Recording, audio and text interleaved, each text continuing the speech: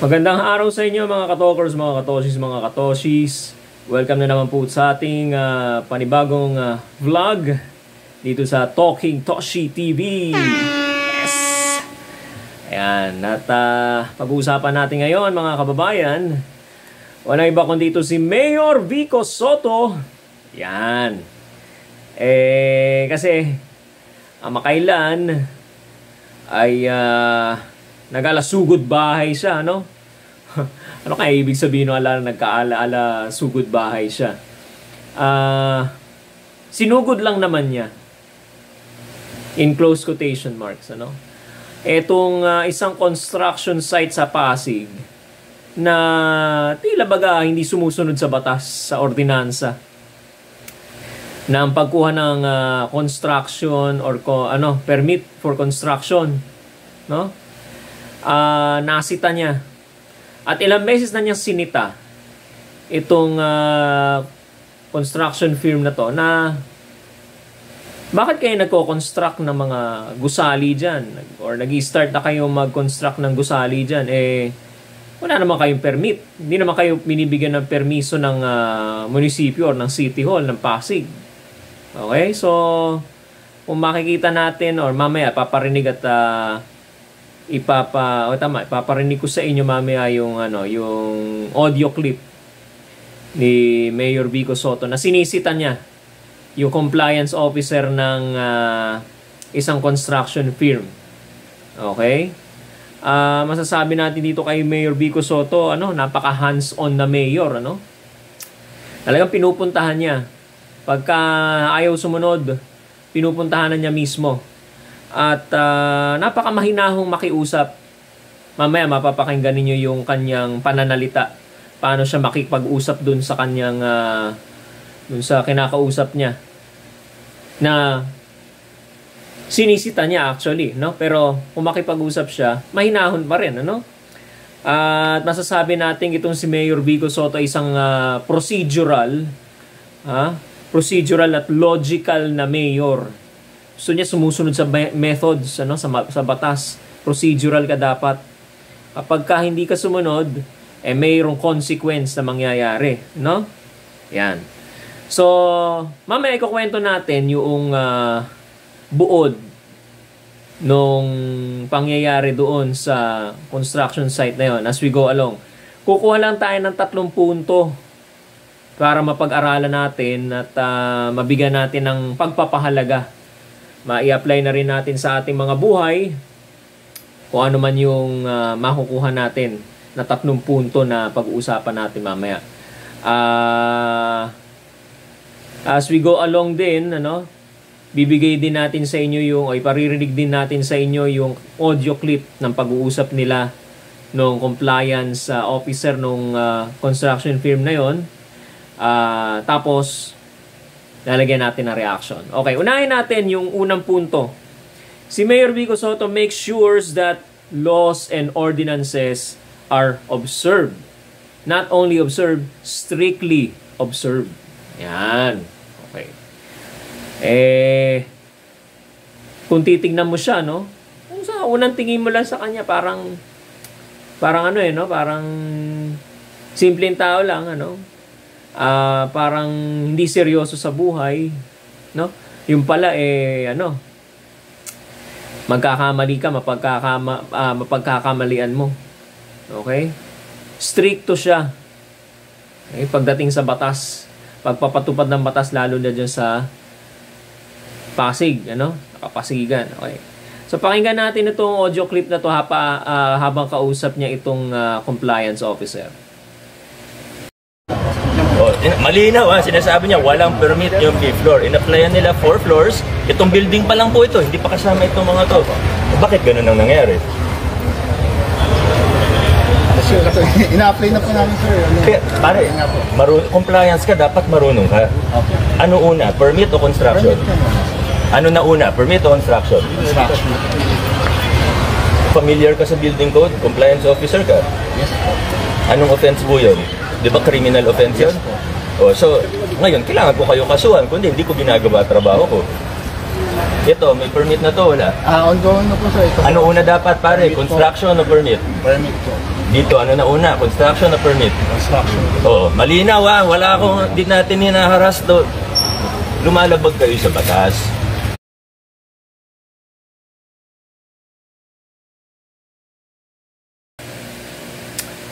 Yan po, si Mayor Vico Soto kausap yung compliance officer.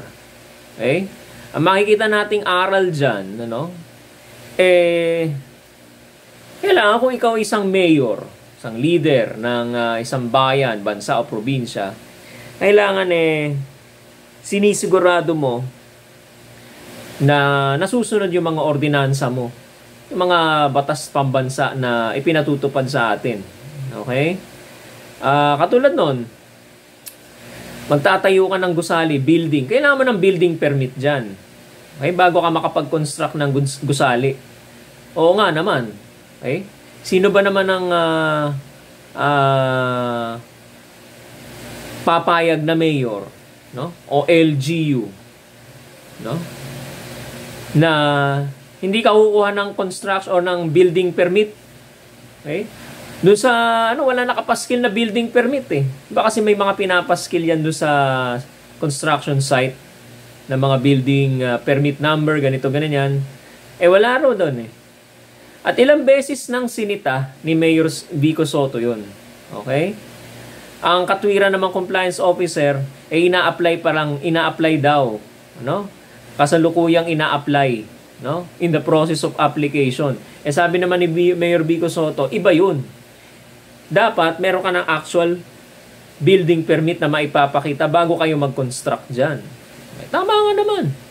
Okay? So kung titingnan mo talaga, si Mayor Vico Soto, logical, procedural, no? Talagang tinitiyak niya na lahat ng utos or ordinances, batas ay sinusunod o nasusunod sa kanyang pamamahala. Okay? So yan ang isang aral, one point na ating makukuha sa pamamahala, leadership ni Mayor Vico Soto. Pangalawa, ito. Comply or else. Yan. No one is exempted. Pakinggan natin kung ano yung pinag-usapan nila dyan sa audio clip natin. Tapos, gagamitin nyo sa politika. Sasabihin nyo, hinaharas. Hindi. Sumunod tayo sa batas. Kahit kaibigan ko pa yan, kahit sarili ko pang pamilya yan, pag hindi sumusunod, kailangan mag-comply. Ayaw mag-comply, matigas sa mukha, kakasuhan namin. Ano gusto niyo mangyari ngayon? Alright, ayan, napakinggan po ninyo ang usapan, conversation nung ni Mayor Vico Soto at saka yung isang official dyan ng isang construction firm. Sabi niya dyan, kahit kamag-anak ko pa, kahit kaibigan ko pa yan. Okay? Pagka ayaw sumunod at may paglabag, kakasuhan yan. Kailangan kasuhan yan. Okay? Lumabag eh. Walang kamag-anak. Okay? Yan ang prinsipyo niya sa pamumuno, comply or else. Hindi nag-comply. Yun, hindi naman niya kamag-anak yun. Hindi naman niya kaano-ano yun, mahigpit siya. Mas lalo niya yung sinasabi, kapag kakamag-anak kita, lalo nang sumunod ka dapat dahil kamag-anak kita, nakakahiya naman kung Soto ka, Soto apelido mo, kamag-anak ka, hindi ka susunod sa batas, nakakahiya naman nun. Okay? Tapos i-relate ka sa akin, kaibigan kita, kabalastugan yung ginagawa mo, marirelate ka sa akin, yung pangalan mo, maditikit sa akin, hindi maganda. Kung matatandaan ninyo, mga kababayan, mga ka-talkies, ginawa na niya yan Okay? Yung isang tumanggap ng suhol na 10,000, 15,000 nung una, tapos 10,000, kapalit ng pirma ng Office of the Building Official, or sa building na naman to. Okay, baka may problema doon, nahihirapan sila. Kaya nga tinatanong ni Mayor Vico Soto, nahihirapan ba kayo doon mag-apply ng building permit. Kung nahihirapan kayo, sabihin nyo sa akin, tutulungan ko kayo. Yun. Wag lang kayo lumabag sa batas. No? Yan. O baka ito yun, ano? Pero ito, na-aresto na eh. Naalis niya. Kaibigan niya to na tumanggap ng suhol. Okay, kaibigan niya to at i-recommend pa niyang ipinasok sa City Hall. No? Napatunayan na entrap actually. Napatunayan na tumatanggap ng suhol, bribery. Okay? Inaresto. Ayan. Diyan natin makikita na talaga seryoso si Mayor Vico Sotto. Kahit kaibigan pa niya. Okay? Tinatabla niya. Ika nga nila, no? So, comply or else may paglalagyan ka. No one is exempted. Pangatlong punto, number 3. Okay? Respect for the law and government. Pakinggan natin to.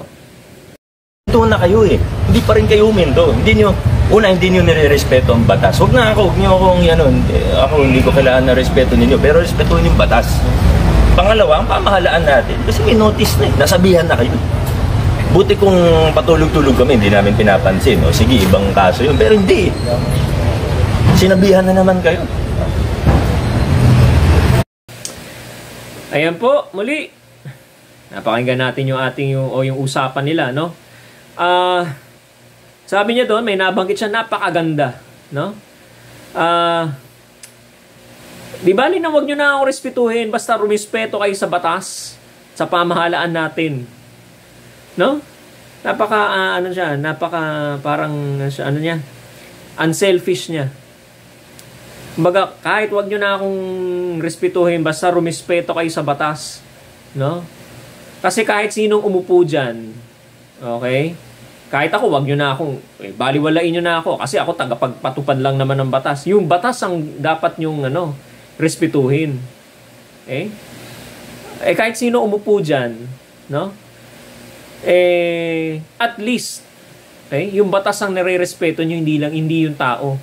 Although, syempre kasi mayor siya, kailangan nyo rin, kailangan nyo rin igalang o respeto. Kaya lang, ang punto niya doon, punto ni Mayor Vico, mas prioridad ninyong sundin yung batas at yung pamahalaan, yung buong pamahalaan ng government. Okay? Irespeto niyo, mas irespeto niyo kasi siya naman, personal naman niya yun. Hindi naman siya naghahanap ng sariling kapurihan niya. Ibig sabihin, hindi siya, baliwala na siya. Di ba? Basta irespeto niyo yung batas, tsaka yung pamahalaan. Pagdating ngayon dyan sa construction site na yan, kaya kumuha kayo ng permit bago kayo magtayo ng mga gusali dyan. Okay? Yan ang sinasabi niya, no? Katulad nung, actually, meron pa ang isa dyan, si Mayor Vico Sotto rin. Natatandaan nyo ba yung barangay captain na bagong halal doon sa barangay De La Paz? Sa Pasig, o sino yung mga taga-Pasig dyan? Okay, kung natatandaan nyo, nung nagkatatapos lang ng barangay elections, ano nangyari? Sisiga-siga yung barangay captain dyan. Ayun, tinabla niya. Itong mga, bang tawag doon sa mga nag-ooperate dyan sa traffic dyan? May hinuli na hindi naka-helmet. Okay, may sinita, hinuli. Ayaw magpahuli. Tumawag ngayon kay barangay captain. Kay, anong pangalan nun? Basta kay barangay captain, nakalimutan ko na pangalan. Kap, meron na gusto akong hulihin dito. Ano ba magagawa? Ayan. Di inaway yung mga traffic law enforcers ni Mayor Vico Sotto. Okay? Na kailangan mo na raw timbrehan si captain bago mag-operate mga tao doon. Kita mo ang yabang din ng barangay captain na yun, Kung sala mo kung sinong hari siya doon sa... di ba? Yung barangay captain na umasok na makikita natin.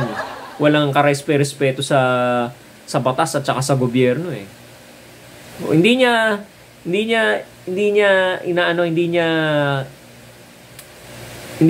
siya conscious na may mas mataas pa sa kanya.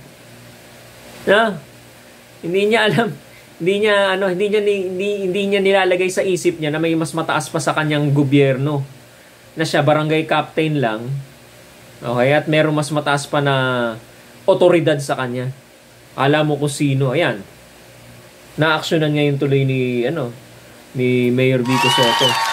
Sino ba siya? Napakabastos na opisyal naman yan. Sabi, ang leader, kailangan siya unang-unang sumunod sa batas para mag-set siya ng example. Yun yung tinatawag nating leadership by example, mga kababayan. Okay? So, yan.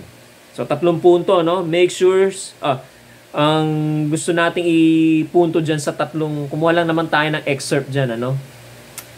Make sure that the laws and ordinances are observed, comply or else may kalalagyan ka. No one is exempted, no? And respect for the law and government. Okay? So, ayun, no? Ano lang yan, ano? Simpleng construction site lang yan. Hindi kumukuha ng building permit, sinisita ka na, no? So, ayan. So, ayan ang mga aral na makukuha natin pagdating sa leadership sa pamumuno ni Mayor Vico Soto sa Pasig. Na inaasahan natin, sana, okay, ng marami, tumakbo siya for a higher position. Okay? Alam naman natin ang apelidong Soto, ha? Sa baga, kung pag-uusapan genetics, no? Nasa pamilya na yan, ano? Pamilya ng mga public servants yan. Okay? Una-una si Tito Sen, ayan. Okay? Si Gian, yung pinsan niya, no? Siya mismo, no? At si yung mga nasa gobyerno, si Chairwoman Lala Soto nasa MTRCB, ano? At iba pa, no? Nasa public service sila karamihan, ano? Kaya hinahangad ng karamihan na tumakbo siya for a higher position. And it's about time to have a leader like him. Hinahangad yan ng maraming tao na yung marunong rumespeto sa batas, yung unang-una yung leader. Paano ka kasi magpapatupad ng batas kung ikaw mismo wala kang respeto sa batas na pinapatupad mo sa iba? Hindi ka rin susundin nun. Kung ikaw nga naninigarilyo ka, bakit mo sasabihin mo sa amin, uy, huwag ka manigarilyo, pero mamaya hit ka. Okay? Mahirap mo mapapasunod ng mga tao pag ganun. Okay? So maraming natuwang mga Pasigueño nung na siya naging mayor dyan, ano? Tinalo niya yung mga Eusebio na nag-ahari ng napakatagal dyan, ano? So, I think second term na niya ngayon, ano? Kung di ako nagkakamali, ano? Meron siyang sinabi sa isang speech niya, no? Sa City Hall, sa flag raising ceremony. Eto, bigyan ko kayo ng kanyang quotable quotes bago tayo magpaalam, ano? Ang sabi niya rito, ang pangarap ko, okay? Pagkatapos ng term ko, kung maka 3 terms man ako, mas maayos ang iiwan kong LGU. Wow! Okay? So, masasabi natin yan ang mayor. Okay? Sana taga-Pasig lang din ako, no? O di ka, ang hanga-hanga akong syudad is Makati, ano? Ang daming benefits. Kaya yung mga nasa Rembo, mga West Rembo, Embo, nung nalipat sila sa Taguig, nangamba sila dahil nawala yung mga benefits na nakukuha nila dati nung nasa Makati sila. O yan. So if you have a mayor like Vico Soto at the helm, no, ika nga nila, matutuwa ka. Ganito ba naman ang sabihin sa inyo, no? Gusto niya, pag alis niya ng Pasig, na pagka-mayor, dahil ewan natin, di pa natin alam mga plano niya, no? Gusto niya pagka umalis siya, iiwan niya isang maayos na local government unit. Yan.